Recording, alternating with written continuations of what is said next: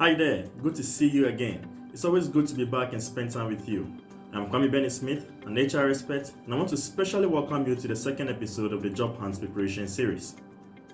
This channel will be your human resources community for knowledge, expertise, and resources.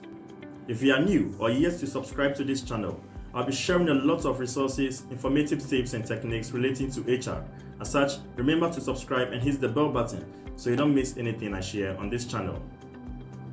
Don't forget to check the description section of this video for links to job postings as well as other resources I'll be sharing in today's discussion. In today's session, we want to look at some of the simple strategies we can employ in order to get our career off to a positive start. So without wasting much time, let's get straight into it.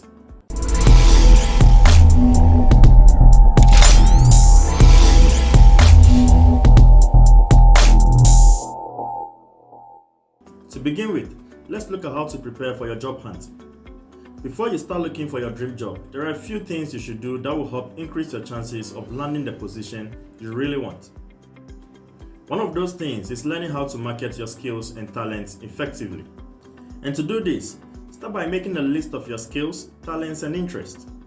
This way, you can evaluate each one carefully and be better able to describe them accurately on your applications, resumes, or curriculum vitae. This will also help you narrow down your search when you begin looking for positions to apply to, as well as make the task of applying much easier. It is a good idea to tailor your resume to the job you are applying for, so be prepared to update it frequently. Most employers expect to receive a well-written CV or resume, or at the very least an overview of your experiences and other qualifications, as well as a cover letter or letter of intent. After creating your cheat sheet and preparing your resume, it is time to start searching. Using the internet can be very helpful during this phase of your job hunt.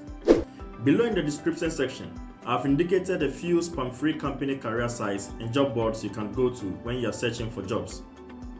These sites provide a full set of resources for people looking for a job, which makes the process a little less painful. Of course, there are many other job sites to choose from. You can also go old school and look in the classified ad sections of your local newspaper. Companies don't always advertise job openings. If you have the desire to work for a company that doesn't have any position available, the best thing you can do is to submit an application or a resume for them to keep on their file. It is always good to check back with them frequently and update your information regularly. Many larger companies allow you to perform these tasks online. One place that many people often forget to check when they are looking for a job is the Yellow Pages, which is available both online and offline. It can provide you with the list of potential employers in your chosen area to contact. Another overlooked resource is your local library. Most of the time, they can provide you with a list of potential local employers, that is, employers within your vicinity. If you aren't sure where to look, check with the librarian for assistance.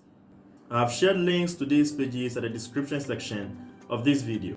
Keep track of your progress by jotting down the names of the companies you have applied to. This may not seem necessary, but it will help you know when it is time to check back with them and when to update your resume. Here is a short checklist that you can use to help keep you on track. Firstly, identify your experience list, and based on the experience list, identify prospective employers. Then you go ahead to prepare your documents in terms of certifications and other related documents. The next thing to do is to plan your schedules. Then you move on to contact companies or prospective employers. You start preparing for your interviews. And finally, you have to learn how to evaluate your progress. The next area of discussion is identifying your skills. As indicated earlier, when applying for a job, it is important that you take your time to identify your strengths and weaknesses so that you can market yourself effectively. Being able to articulate your abilities and expertise can put you way ahead of your competition. Many people have a hard time talking about their skills and even a harder time putting them down on a paper because they feel like they will be bragging, which is something most of us are taught not to do from a very young age, especially from our part of the world. However, when it comes to getting the job, you can't be shy or afraid to discuss your skills and abilities. In fact, it is important that you convey what you are capable of doing to your potential employer, exactly what tasks you are capable of. You have to sell yourself. It is the best way to stand out from other applicants and get the job that you want. On the other hand, it is just as important not to sell yourself short, come across as arrogant, or appear condescending. Write your CV or resume in a way that highlights your skills and talents. Have an appropriate answer prepared in advance for tough questions like, what are your strengths? What are your weaknesses? What separates you from other applicants? There are two main types of skills. We have the hard skills and the soft skills. Hard skills are tangible and are easy to quantify in the sense that they are things that you can do. Things such as knowing how to operate different kinds of machinery, knowledge of a specialized computer program, ability to type fast, skills on using many types of tools, credentials regarding special crafts, etc. Soft skills, on the other hand, are more abstract in nature, like your personal talents and abilities. This may include being a good team player, having the ability to work independently, being enthusiastic, organized or decisive. These are all examples of soft skills. They are more related to our personal abilities or personal attributes. When it comes to evaluating your skills, start by making a list of your previous jobs and the experiences you acquired while working with them. For some, this will be a very long list. Be careful not to forget even the smallest task or activity. You never know what an employer may find valuable. It is always a good idea to list your volunteer activities as well. Although it might sound silly, make a list of all your hobbies as well. While most companies don't want to see your hobbies listed on your CV or resume, if you have one that relates to the company, it is a good idea to include it. For example, if you were part of your school's debate team, then your employer may deduce that you have good analytical skills. If you were a champion chess player, then your employer will have the impression that you are good at making critical decisions. If you were your school's football team captain, then your employer may deduce that you are a team player and possesses leadership skills. Think about your daily routine and the things that you do that are often taken for granted. Are you an organized person who always keeps your things in proper order? Are you an extrovert that can easily make friends instantly?